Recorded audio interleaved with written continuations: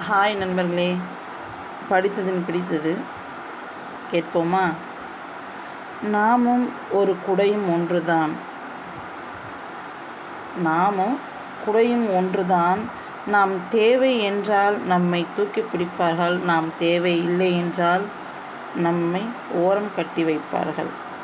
இதன் பொருள், நாம் ஒருத்தவங்களுக்கு உதவுற மாதிரி, நம்ம தேவைப்படுற மாதிரி, அவங்களுக்கு தேவைக்கு நம்ம பயன்படுத்துகிற மாதிரி இருந்தோம் அப்படின்னா நம்மளை உயர்த்தியாக பேசுவாங்க. எப்படி? அவங்கள மாதிரிலாம் யாருமே இருக்க மாட்டாங்கங்க. அவங்களா? ஐயோ, சான்ஸே இல்லை, அவங்களாம் அப்படி இல்லை, அவங்க இல்லைன்னா நான் இல்லை அப்படின்ற மாதிரிலாம் பேசுவாங்க.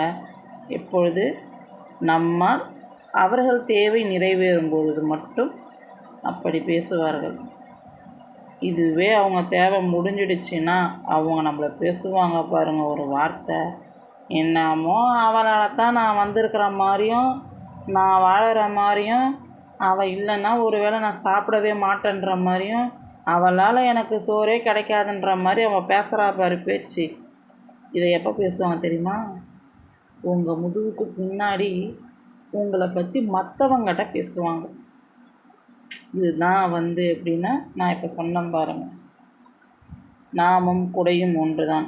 மழைக்கு குடை பிடிப்பாங்க. மழை முடிஞ்சவொன்னே அந்த குடை எங்கே இருக்கும்? மூலையில் கிடக்கும். அது மாதிரி தான் மனிதர்களும். தேவைக்குன்னும் போது நம்ம தூக்கி பிடிப்பாங்க, தேவை முடிஞ்சவொன்னே தூக்கி குப்பையில் போடுற மாதிரி ஓரம் கட்டிடுவாங்க. தேவை இருக்கும்போது உயரத்தில் இருக்கிற நம்ம தேவை முடிஞ்சவொன்னே காலுக்கு கீழே கிடக்கும்.